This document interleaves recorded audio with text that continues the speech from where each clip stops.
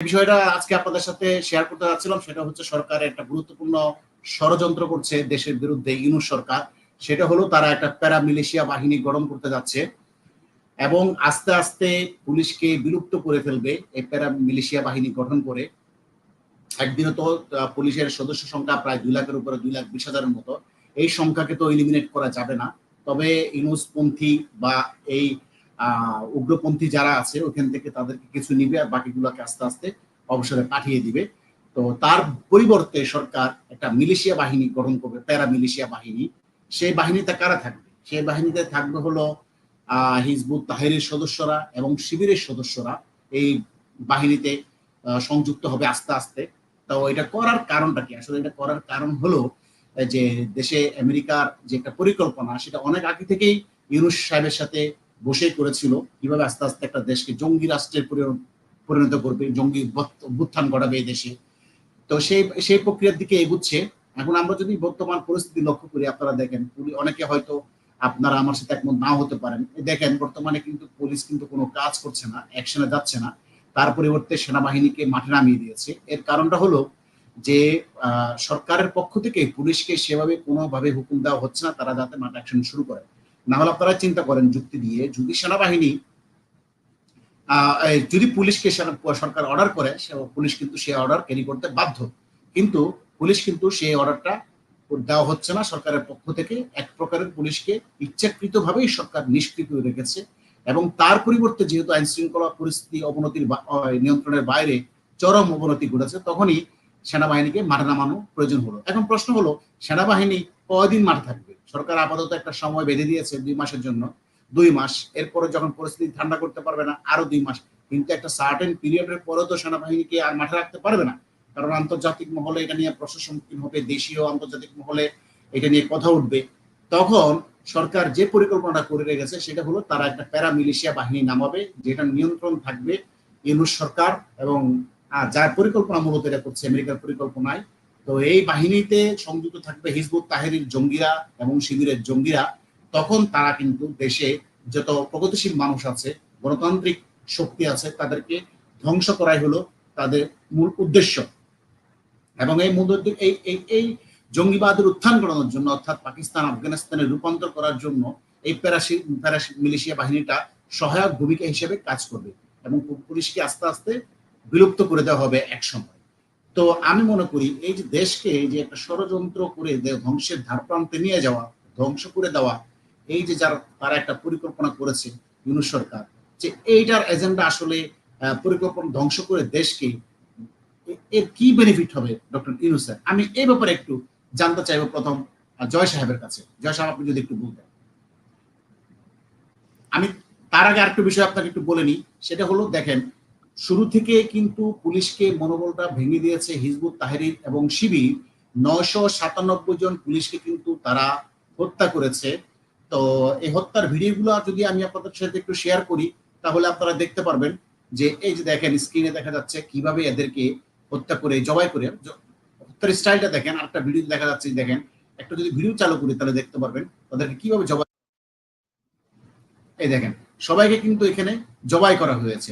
অর্থাৎ এটা শুরু থেকেই তাদের একটা পরিকল্পনা ছিল যে পুলিশকে মনোবল সম্পূর্ণভাবে ভেঙে দিয়ে, অর্থাৎ পুলিশকে অকার্যকর করে দেওয়ার যে একটা পরিকল্পনা তারা করেছিল সেটা করেছে। এবং এই মুহূর্তে সবার কাছে পুলিশকে অগ্রহণযোগ্য করে তুলছে। অর্থাৎ তারা বোঝাতে চাচ্ছে, জনগণকে এই মেসেজ দিচ্ছে যে পুলিশ কোনো কাজ করছে না, তারা কোনো ধরনের অ্যাকশনে, আইন শৃঙ্খলা পরিস্থিতি নিয়ন্ত্রণে তারা কাজ করছে না। সুতরাং পুলিশ আমাদের দরকার নেই। আমাদের এখন আর্মির পরিবর্তে, আর্মি যখন থাকবে না বেশি দিন মাঠে, আর্মিকে উইথড্র করে নেওয়া হবে। সাথে সাথে আমাদের একটা বাহিনী দরকার, সেটা হবে প্যারামিলিশিয়া বাহিনী। তো আমি জয় সাহেবের কাছে একটু যাবো, এই প্যারামিলিশিয়া বাহিনী সম্পর্কে আপনি একটু বলেন, ইউনূস সরকার আসলে কি করতে চাচ্ছে?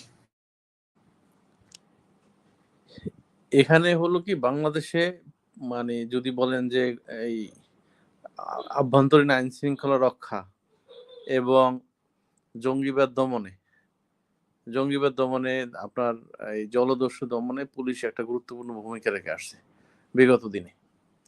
কিন্তু বাংলাদেশে যে আপনার সন্ত্রাসী কর্মকাণ্ড বাধা সৃষ্টি করার কারণে পুলিশের উপর সন্ত্রাসী গোষ্ঠীর আগে থেকে একটা ক্ষোভ তৈরি হয়েছিল, যেটাকে আপনার এই ষড়যন্ত্রকারীরা বিশেষ করে ইউনূস এটাকে ম্যাটেরিয়ালাইজ করেছে এবং বিভিন্ন জঙ্গি সংগঠন দ্বারা বিভিন্ন থানা অস্ত্র লুট করে পুলিশদের হত্যা করা হয়েছে, যার কারণে পুলিশের মনোবল হারিয়ে গেছে প্রথমত। দ্বিতীয়ত, পুলিশ যারা কর্মস্থলে যোগদান করেছে তাদেরকে প্রতিপক্ষকে, অর্থাৎ একটা নির্বাচিত সরকারকে, শেখ হাসিনা সরকারের যারা বিভিন্ন পর্যায়ে দায়িত্বে ছিল এবং বিভিন্ন রাজনৈতিক নেতাদের বিরুদ্ধে মিথ্যা মামলা দায়েরের জন্য পুলিশকে চাপ প্রয়োগ করা হচ্ছে। বিশেষ করে হত্যা মামলা এবং বিভিন্ন ধরনের চাঁদাবাজি মামলায়, মিথ্যা মামলায় প্রত্যেকটা মামলায় শতাধিক লোককে আসামি করে পুলিশকে ফোর্স করা হচ্ছে মামলা করার জন্য। এই জায়গাতে নীতিগতভাবে মানে পুলিশ সদস্যরা যারা নিরপরাধ তাদের বিরুদ্ধে মামলা করার ক্ষেত্রে তাদের একটা অনীহা কাজ করছে এবং পুলিশের নিরাপত্তা দিতেও কিছুটা সরকার ব্যর্থ হয়েছে। আর যেহেতু কোনো অন্যায় কাজ এই মানে বেশিরভাগ পুলিশ বাহিনী দ্বারাই করাতে সক্ষম হচ্ছে না সরকার, তাই তারা একটা প্যারালাল বাহিনী গঠন করার জন্য তারা এখন পায়তারা করতেছে এবং যারা হলো স্বাধীনতার বিপক্ষের শক্তির বিভিন্ন রাজনৈতিক সংগঠনের কর্মীদেরকে এই বাহিনীতে নিয়োগ দেওয়া হবে এবং তারা এই যে স্বাধীনতার পক্ষের শক্তি বাংলাদেশের, তাদেরকে দমন পীড়নের জন্য তাদেরকে ব্যবহার করা হবে। তো এই ধরনের একটা অশুভ প্রক্রিয়ার মধ্যে এই ইউনূস সরকার চেষ্টা পায়তারা চালাচ্ছে যে একটা আলাদা বাহিনী গঠন করার। তার এই প্রয়াস কতটা সফল হবে আমি জানি না, তবে বাংলাদেশের জনগণ এটাকে কখনোই সমর্থন করবে না আমি বিশ্বাস করি। ধন্যবাদ, আপনি সুন্দর বলেছেন। আসলে বাংলাদেশের জনগণ সমর্থন করবে কি করবে না সেটা পরের বিষয়, পর সমর্থন করবে না নিঃসন্দেহে, তা ঠিক আছে। কিন্তু যখন শিবিরের এবং হিজবুত তাহরীর জঙ্গিরা কতটা ভয়ঙ্কর, কতটা ভয়াবহ এদের তাণ্ডব যখন তারা শুরু করবে, জনগণ আসলে তখন কিছু করার থাকবে না। জনগণের কোনো তাদের বিরুদ্ধে অ্যাকশনে যাওয়ার কোনো আর অবস্থায় থাকবে না। অর্থাৎ তারা এতটাই শক্তি প্রয়োগ করে দানবের মতো হয়ে উঠবে তখন জনগণের উপরে। তখন তাদের নিষ্পেষণ পিরিয়ড মেনে নেওয়া ছাড়া জনগণের আর উপায় থাকবে না। অর্থাৎ পশ্চিমা শক্তি যা চাচ্ছে তাই কিন্তু তারা সফল কাম হবে এবং সফল করবে। আস্তে আস্তে দেখেন, শুধু প্যারামিলিশিয়া বাহিনী দিয়ে করবে তা না, ধর্মীয় জঙ্গিবাদকে এখানে উস্কে দিবে, যেমন ইতিমধ্যে লেগে গেছে যে ওহাবি সুন্নি মারামারি। এই যে আপনি একটা জিনিস চিন্তা করেন, ধর্মীয় যে হানাহানি, এটা আমাদের নবী করিম সাল্লাল্লাহু আলাইহি ওয়াসাল্লাম মৃত্যুর পর থেকে শুরু করে এখনো পর্যন্ত থামে নাই। তো আমেরিকার উদ্দেশ্য এইটাই যে এই ধর্মীয় হানাহানি যদি দেশের মধ্যে স্টাবলিশ করে দিতে পারি তাহলে আমাদের আর কিছু করা লাগবে না, যা করার তারাই করবে। অর্থাৎ এই যে ধর্মীয় যে হানাহানি তারাই করবে সারা জীবন, এটা বজায় রাখবে। যেমন পাকিস্তানে যদি আপনি চিন্তা করেন, ওইখানে কিন্তু ধর্মীয় হানাহানি আজও পর্যন্ত থামেনি এবং থামবেও না। অর্থাৎ পাকিস্তান আস্তে আস্তে আস্তে আস্তে পিছনের দিকে যাচ্ছে তো যাচ্ছেই, অবস্থা শোচনীয় পর্যায়ে চলে গেছে। তা আমি এই ব্যাপারে একটু আতার হালদারের আপনার একটু এ ব্যাপারে মতামত জানতে চাচ্ছিলাম, আপনি বলেন। ধন্যবাদ অজয় রায় ভাই, আপনি যথার্থই বলছেন। এটা একটা আশঙ্কার কথা বলেছেন। বিষয়টা নিয়ে আজকের যে বিষয়, পুলিশকে বিলুপ্ত করে গঠিত হচ্ছে প্যারামিলিশিয়া বাহিনী। আসলে প্যারামিলিশিয়া বাহিনী দরকার হলে প্যারামিলিশিয়া বাহিনী তো আসলে রেগুলার বাহিনী হয় না সাধারণত। তো প্যারামিলিশিয়া বাহিনী কখন তৈরি হয়? যখন একটা বিপ্লবী সরকার বা কোনো একটা বিষয় নিয়ে বিপ্লব করে বা সেইটাকে ধরে একটা মৌলবাদী দেশ যখন তৈরি হয়, তাদের আদর্শকে ধরে রাখার জন্য একটা মিলিশিয়া বাহিনী তৈরি করা হয়, যারা রাষ্ট্রে পুলিশিং কাজটা করে, সাথে সাথে তাদের যে মতবাদ সেইটাকে প্রতিষ্ঠা করার জন্য, জোর করে প্রতিষ্ঠা করার জন্য তারা অবস্থান নিতে থাকে।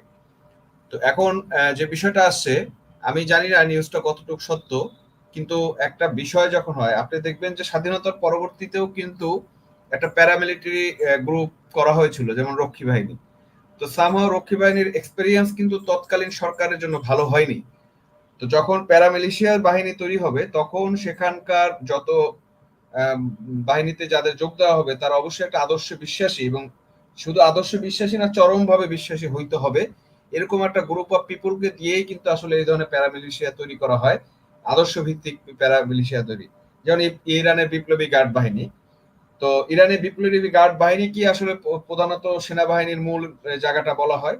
এখন আমাদের দেশে যদি প্যারামিলিশিয়া তৈরি করা হয়, তাহলে পুলিশ তো বিলুপ্ত হবে, সেনাবাহিনী কি থাকবে কিনা?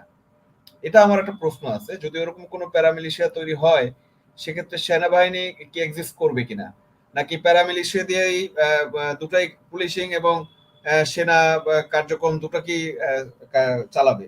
এইগুলো আসলে বিষয় একটু বোঝার আছে বা জানার আছে।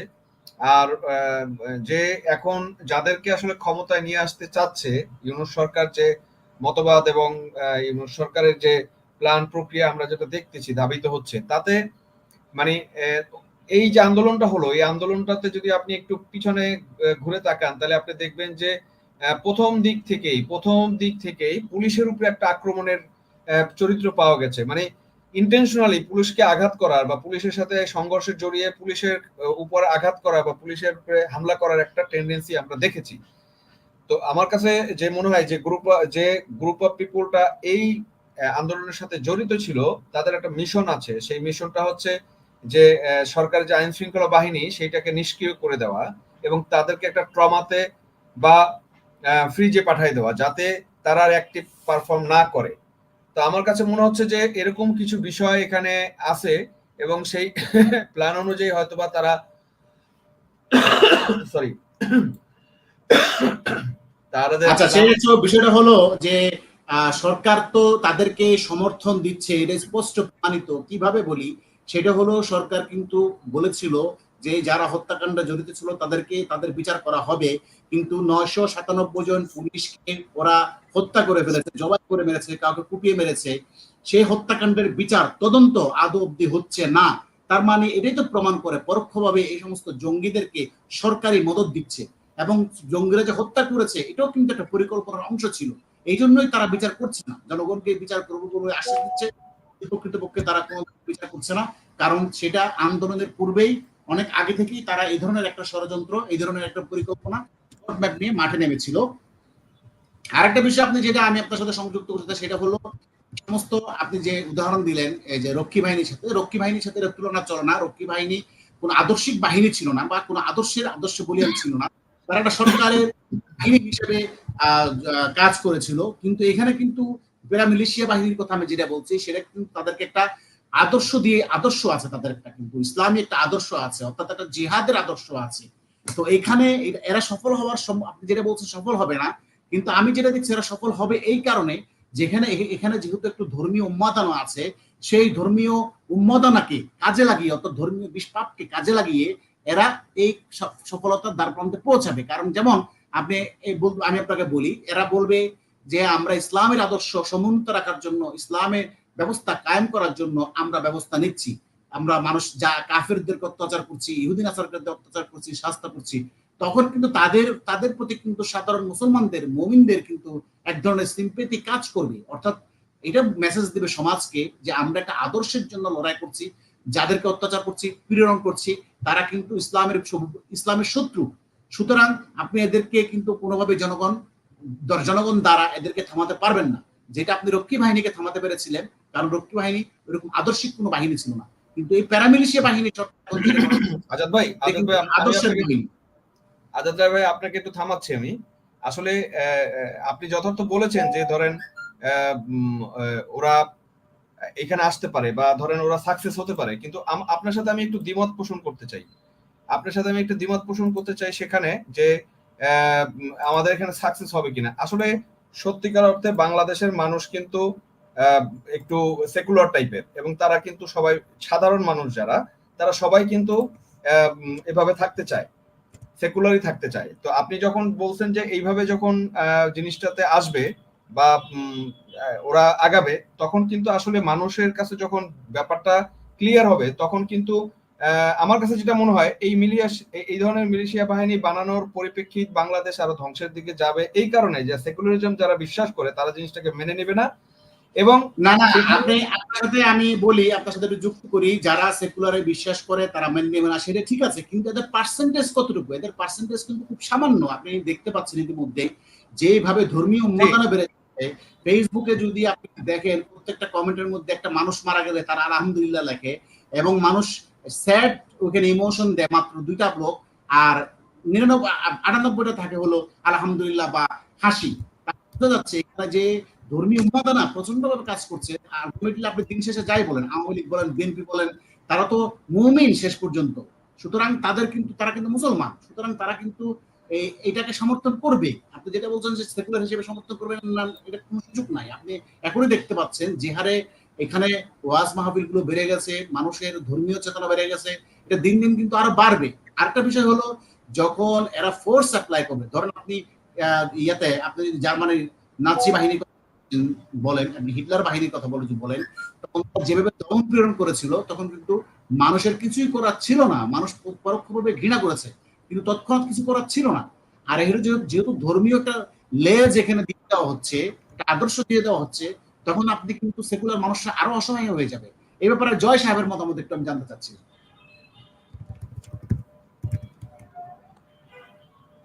আপনার আজাদ ভাই যে বিষয়টা বলছেন, আমরা চিটাগাংয়ে দেখলাম যে সাবেক একজন সংসদ সদস্য বীর মুক্তিযোদ্ধা বাদল সাহেবের কবরের উপরে গিয়ে আগুন ধরানো হয়েছে, আগুন জ্বালিয়ে দেওয়া হয়েছে। তো এই জঙ্গি গোষ্ঠী আসলে এরা, জয় সাহেব আপনি একটু জোরে বলেন, আপনার কথাটা একটু শোনা যাচ্ছে, একটু জোরে। আমরা এই যে গতকালকে যেটা দেখলাম যে সাবেক একজন সংসদ সদস্য এবং বীর মুক্তিযোদ্ধা বাদল সাহেবের কবরের উপরে আগুন ধরানো হয়েছে। তো বাংলাদেশের জঙ্গি গোষ্ঠীর তৎপরতা যে মানুষের কবরেও তারা এখন আগুন দেয়। তো এইরকম একটা মানে জঙ্গি গোষ্ঠী দ্বারা যদি একটা বাহিনী তৈরি করা হয়, তারা আসলে তো মুক্তিযুদ্ধের সপক্ষে যারা আছে তাদের কাউকে মানে সুস্থ থাকতে দেবে না, তাদেরকে হত্যা করবে, হ্যাঁ, তাদেরকে উপর অত্যাচার করবে, নির্যাতন করবে, তাদেরকে নিষ্ক্রিয় করার জন্য সর্বোচ্চ চেষ্টা করবে। তো সেখানে সেটাই জাহিদ সাহেবকে, সরি, হ্যাঁ আতাহার সাহেবকে আমি সেটাই বলেছিলাম যে এখানে এখানে যারা সেকুলার গোষ্ঠী আছে তাদেরকে, জয় সাহেব আপনার ওখান থেকে প্রচন্ড নয়েজ হচ্ছে, আমার মনে হয় আপনার মাইকটা যদি একটু ঠিক করতেন। তো এখানে আমি যেটা বলছি, এখানে যে ধর্মীয় উন্মাদনা, এখানে যে পরিমাণ যেহেতু এখানে একটা ধর্মের বিষয় আছে, একটা ধর্মীয় আদর্শ জড়িত আছে, এই জন্যই সেকুলার মানুষদেরকে তারা দমন প্রেরণ করবে। আপনি যেমনটা বলছিলেন যে বাদল সাহেবের একজন বর্ষিয়ান মুক্তিযোদ্ধা, এক বর্ষিয়ান রাজনীতিবিদ, তার কবরের মধ্যে পর্যন্ত আগুন জ্বালিয়ে দিয়েছে এই জিহাদিরা। তাহলে আপনি এখানে কেমন করে আশা করেন গুটি কয়েক সেকুলার মানুষ এদের বিরুদ্ধে রুখে দাঁড়াবে? এটা কোনোভাবেই আমার মনে হয় সম্ভব না। এখন সরকার যে ষড়যন্ত্র করছে, ইউনূস সরকার, যে প্যারামিলিশিয়া বাহিনী তৈরি করে এখানে একটা জঙ্গিবাদের উত্থান ঘটাতে, পাশাপাশি সেকুলার মানুষকে দমন করার জন্য যে মহাপরিকল্পনা ইউনূস সরকার নিয়েছে, আমি সেটার আসলে আপনাদের সাথে সবার সাথে শেয়ার করার জন্য আসলাম। তো যাই হোক, এখন আকাশ সাহেব আপনার যদি কিছু বলার থাকে শেষ বক্তব্য বলতে পারেন, না হলে লাইভটা শেষ করবো আর কি। ঠিক আছে, এখন বিষয়টা হচ্ছে যে প্যারামিলিশিয়ার এই ধরনের বাহিনী করলে যেটার পরিপ্রেক্ষিতে আসবে, আমি যে কথাটা বলতেছিলাম সেটা নিয়ে টানি, সেটা হলো সেটার জন্য দেশে অন্য ধরনের বিশৃঙ্খলা তৈরি হবে বলে আমি মনে করি। হ্যাঁ, এবং কারণ হচ্ছে যদি ওই ধরনের হয়, কারণ হচ্ছে যে আওয়ামী লীগ বা বাম দল বা আপনি যদি সেকুলারিজম দল যারা তাদেরকে যদি দেখেন, তারা কিন্তু কম জনসংখ্যা না, একটা বাংলাদেশের বৃহৎ পিপলই হচ্ছে সেটা। তো সেক্ষেত্রে আপনার এই বৃহৎ পিপল এটা যখন মেনে নেবে না, এবং ওরা যখন জোর জবরদস্তি করবে, আপনি দেখেছেন 5ই আগস্টে যে ওরা যে প্ল্যানটা করেছে যে কিছু লোককে আত্মঘাতী হওয়ার জন্য বা মরে যাওয়ার জন্য কোনো ব্যাপার ছিল না, এরকম বিষয় আসবে। আসলে যখন মানুষের দেয়ালে পিঠ থেকে যাবে, তখন কিন্তু মানুষ ঘুরে দাঁড়ানোর জন্য তারাও কিন্তু পাল্টা আঘাত শুরু করবে। তো সেটার ক্ষেত্রে যখন যেটা হবে সেটা হবে যে বাংলাদেশ আসলে একটা আফগানিস্তানের মতো একটা পরিস্থিতি তৈরি হবে, এবং দীর্ঘ সংগ্রামের মধ্য দিয়ে হয়তোবা কোনো একটা পক্ষ এখানে স্টে করবে, কোনো একটা পক্ষ হয়তো এই দেশ থেকে চলে যাবে, বা তারা হয়তো বা পরাজয় মেনে নিয়ে হয়তো বেঁচে থাকবে, এরকম কিছু বিষয় হবে আর কি। ধন্যবাদ আপনার দর্শকদেরও ধন্যবাদ আমাদের সাথে যুক্ত হওয়ার জন্য। মুক্তিবার্তা কংগ্রেস ইউটিউব চ্যানেলে আপনারা যুক্ত হতে পারেন এবং যুক্ত হয়ে আমাদের সাথে আলোচনা অংশ নেওয়ার জন্য আপনাদেরকে আমন্ত্রণ জানিয়ে লাইভ এখানেই শেষ করছি। সবাইকে ধন্যবাদ আবারও।